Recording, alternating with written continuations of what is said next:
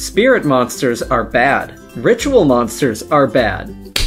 What's the worst that could happen? It's July 7th, and that means it's Tanabata, the Star Festival, in which Japanese people count the number of level stars needed for their ritual summons. So that means it's time for another absurd MarkThePage Wombo Combo Pile Guide video, but this time we're not going to Fusion, Synchro, Xyz, or Link Summon, we're just going to Ritual Summon. 5 times and draw like 12 cards and lock out the opponent. This is a fun deck for people who like to solve puzzles, and it's available on Master Duel now. So take your pick of whatever weird engines you like at whatever ratios you can fit in, and you can even rotate through them using the side deck. According to folklore, Tanabata is the one day each year when stars align across the Milky Way, and Shinobaron Peacock and Shinobaroness Peacock are allowed to hang out together by crossing a bridge of Shinobird tokens. Yeah, Japan made a whole festival just based on some obscure Yu-Gi-Oh cards. Life is wild. About every 5 years, Konami tries to make spirits relevant again. Eventually, spirits got combined with rituals as a joke, I think. All the rigmarole of ritual summons, only to unsummon themselves at the end of the turn. The latest attempt in Age of Overlord might actually be going somewhere, though. Basically, the Shinobarons will blow away the opponent's front row or back row, then summon a spirit monster from your hand or deck which will not return to your hand at the end of the turn. It's a mono Iwato. We're locking the opponent out of monster effects. And here we have rock that looks like a face rock. The rock that looks like a face. Does it look like a rock? No, it looks like a face. Is it a face? It's a rock that looks like a face. The new mini Barons will fetch each other and some spirit support. They'll set up for a big Baron, which will get them banished, and they'll return to your field during the next standby phase. That's because the ritual spell's only quirk is that it can banish spirits from the graveyard. Their new field spell summons ritual monsters from the deck, and when wind spirits return to your hand, it can recover things from the graveyard or search out a way to ritual summon during the opponent's turn, kind of like urgent ritual art. The same trigger also lets Power Spot search the deck. And when the big Barons fade away, they leave 2 level 4 bird tokens in their place, which will trigger Harpy's Featherstorm for a turn skip against most decks. And also any Baron Shades that you banish during your turn, they come back, they are winged beasts as well. So put it all together, and the game plan is to set up Milky Way's ritual summon during the opponent's turn by going through these little spirits, and when the opponent puts a card in play, you summon one of the big Barons, bounce their card, and pull out the rock that looks like a face rock. The rock that looks like a face. For the 5th time, it's not an actual face. I start these guide videos by playing out a hand so you can see the deck in action. I'm also re-uploading this video to correct some technical issues. I'm very sorry about that. While I'm at it, I decided I would re-record this part because the original version only got the deck's main engine. I thought that was kind of boring. Alright, see, that's much more interesting. I always like to start with the Deer Servant, sending Garura to the graveyard and searching the deck for Dogmatika Maximus, and off of Garura, I now get to draw a card. I'll take that. And we yeet the Fusion to summon Dogmatika Maximus from the hand. That'll send 2 more cards from the extra deck. I send Farragut and Herald of the Arclight. I like to resolve Farragut first to draw a card and put one back. Yeah, I don't need that. And then Herald of the Arclight will search for any ritual card. I've got Impcantation Chalice Slime here, so I will search for their ritual spell. They form a pretty amazing combo. Check this out. Chalice Slime can summon an incantation from the deck by discarding from my hand. So I will go for Candle, which also searches for a ritual spell. I'm gonna grab Dogmatic Calamity. Then Inception can come back by tagging out an incantation for one from the deck, and that's going to get me another search. Talismandra, and now White Relic of Dogmatika. Now that I've got these 2 cards, I can play Dogmatic Calamity, which ritual summons using something from the extra deck. That has dumped another Herald of the Arclight, so I get another search. This time, let's make it Shinobird's Calling. Now, if the opponent summons from the extra deck, this will snipe something else from the extra deck. You can already see how the Dogmatika engine is getting free rituals and more searches. Let's use the Bird Call to get rid of Dogmatika Maximus, summon Shinobaroness Shade Peacock. This will search for a spirit spell. I already have the field spell, so the alternate search target is Power Spot, which will get me a search at the end of the turn. Next, I'll use Preparation of Rites. It'll search my deck for a low-level ritual monster, and because I now have a ritual spell in my graveyard, I can get that back as well. Yeah, it's Necrals of Unicorn, so with Impcantation Inception, all of the opponent's extra deck monsters are now negated. Stars Align above the shrine lets me tribute spirits to ritual summon from the deck, so here's the Baron Shade, he can tribute himself to search for any ritual spell and a spirit monster. Let's say Bird Call and Aratama. Aratama's going to be our normal summon that searches for a spirit monster. I'm going to get their big level 8 ritual, Shinobaron Peacock. The ritual spell's quirk is that it can banish spirits from the graveyard, so the 2 level 4s make way for the big level 8. With that, I'll activate the power spot, set the Featherstorm, and proceed to the end phase. Spirit monster returns to the hand, spirit monster returns to the hand, and when the big spirits return to the hand, they leave 2 level 4 bird tokens in their place, and they trigger Stars Align above the shrine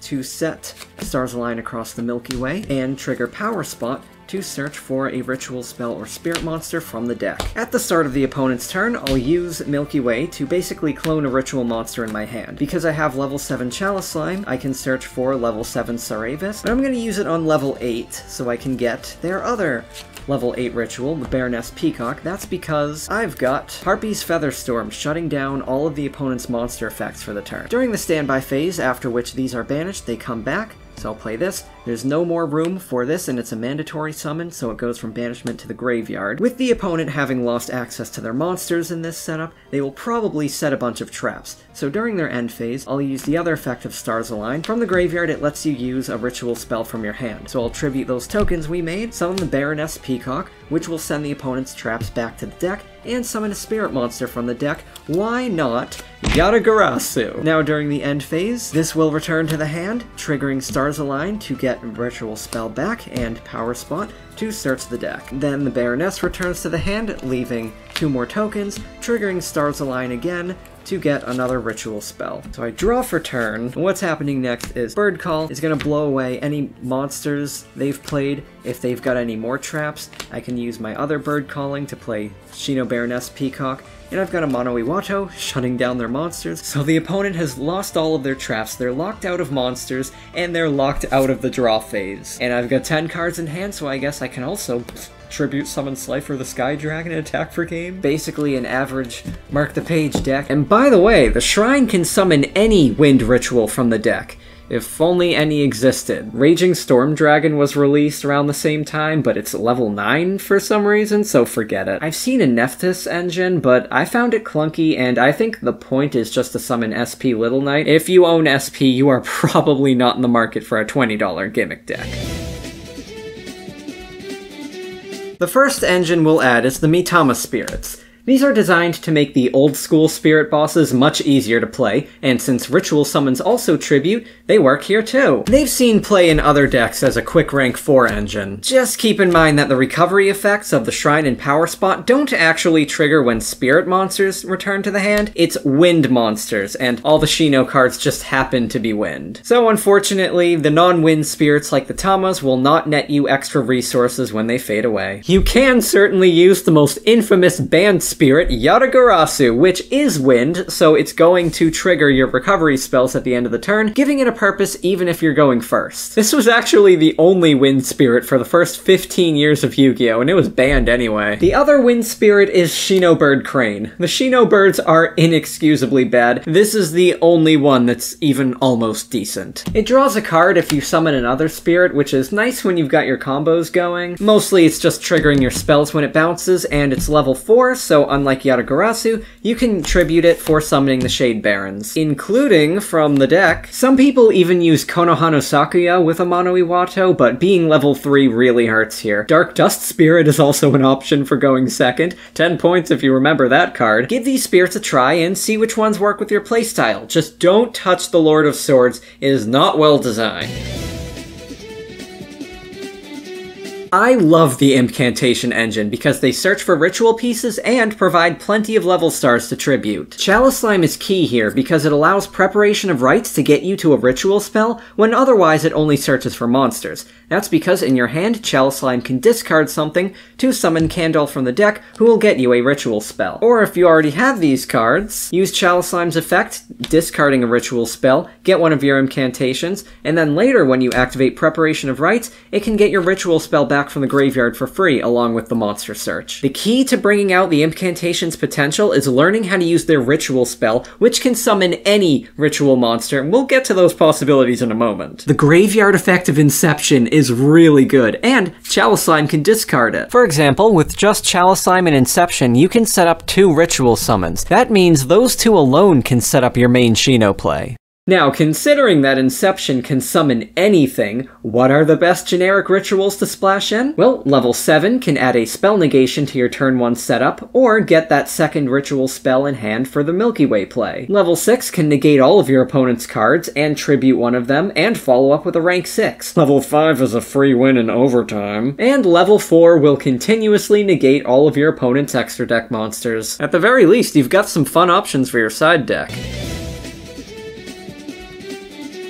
Another engine I have loved is Dogmatika. These will turn your extra deck into a toolbox of discards. This engine is crucial because Nadir Servant helps you play through Disruption by producing 2 cards out of 1. First, it sends Elder Entity or Cloud Beast to remove an opposing card, then it searches for Maximus while also setting up his summon, so you can play him, you can send Garura to get more draws and Farragut as well, and he can then send Herald of the Arclight, which is not once per turn. Now, you may think you've bricked if you draw Maximus, because now you don't have a search target for Nadir, but you can also grab him for the graveyard, so you're still good if you can discard him for Chalice Slime, or if you've got a pair of imps to tribute. Sometimes out of desperation, I'll use the Tamas to draw off of Dagaris. You can discard Maximus with that, or you can trade it for Gravity Controller to get an extra deck monster in the graveyard. But we can go harder. Dogmatika Matrix has gone under the radar for far too long. If your opponent controls a monster, you can search for Calamity and Albazoa for an instant level 12 Titan, which cuts the opponent's extra deck in half. And then Matrix can trigger an extra Arclight or Entis for you, or if you don't need those, snipe whatever's left of the opponent's extra deck. Ecclesia can search for Matrix without using your normal summon, and if you want to play her going first, she can also search for Dogmatika Punishment. We can go harder, though. Some branded decks use Lulu as Albazoa's free tribute, which can summon Quem during the end phase, but maybe you just want a little more consistency. I assumed that the old Dogmatika rituals had been totally outclassed, but White Relic being level 4 allows Calamity to send Arclight, which will get you another search. The lower level also means you can plausibly summon it through Impcantations, including the level 4 Candle, who will get you a ritual spell to use immediately. Add Matrix to the mix, which will send something else for another draw or search. Also, keep in mind that Shino cards can search for any ritual spells, not just their own, making Calamity extra easy to find. Now, compared to Albazoa, White Relic doesn't cut the opponent's extra deck in half, but she does let you choose what gets discarded, which can be a game ender on its own. Having another Dogmatika monster in your deck also allows you to use Nadir Servant even if drawn alongside Maximus. And Calamity dumping from the deck is another way to get something in the graveyard for Maximus's summon. And Matrix can also search for Maximus. Where is it?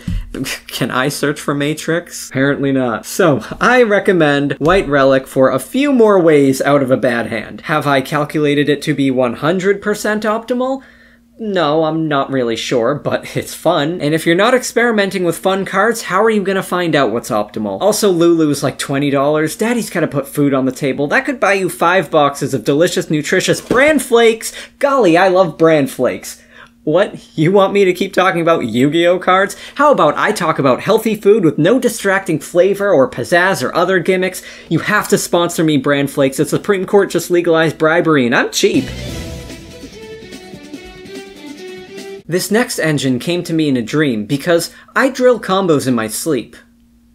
Is that a problem?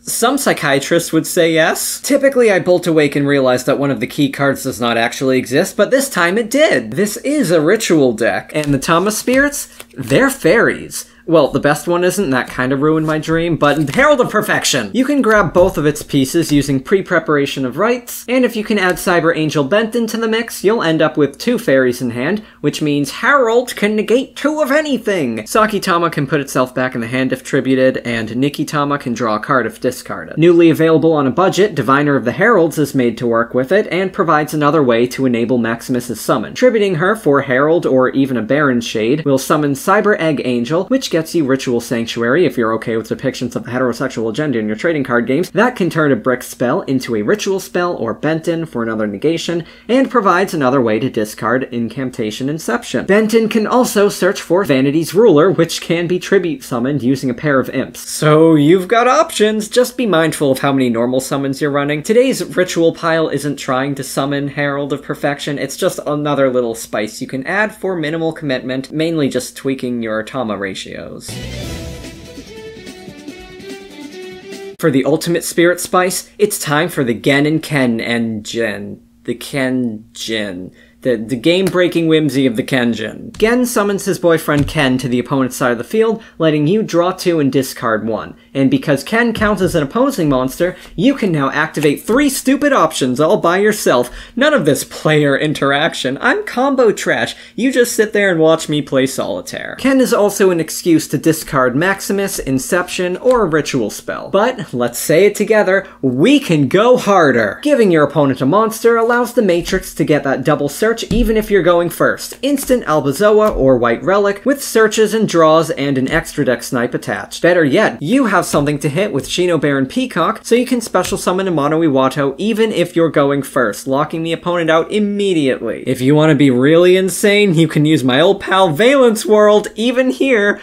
I'm still getting Valence World in the video. Give the opponent a field spell, and now you can hit something with Shinobaroness Peacock and summon that Mono Iwato from the deck. You can also use set rotation to give the opponent a field spell, and you'll also get Stars Align Above the Shrine for yourself, but that might be going a little too hard. I don't know if I want to go there. You're starting to scare me. Just put the card down, okay? You're getting a little too handsy with those field spells. For those building on Master Duel, Ken and Gen aren't available, but the good news is that you don't really need them anyway. The bad news is that now you have to deal with Max C. Set rotation and even Mirror of Yada for a Mono Iwato may be helpful here. These many engines can put my deck at well over 50 cards, but even all of them together won't cost that much consistency because it's full of searchers. A slim 40-card build using only Shino, Imps, and Maximus reaches lockdowns with excellent consistency, but may struggle more against disruption, especially when going second. And you'll have less room for siding in new engines between duels. Building a main deck here before siding is tough, because there are so many cards which are clearly for turn 1 or turn 2, but you won't know whether you're going first or second. Consider maining the Kenjin. They're outclassed by other options for either turn, but they can enable turn 2 cards even when going first. Your deck will be more well-rounded for game 1, and after that, you've got some fluff to side out and specialize. Practice siding. You don't want to have a perfect side deck only to realize mid-match that you can't afford to remove any of the cards from your main deck. These are just my ideas. Scroll down to the comments and you shall surely discover a robust discussion between me and the 1 or 2 other duelists on this earth who know what Shinobarons do. Look, Shino is not a particularly good deck. It's too close to traditional ritual summons, which are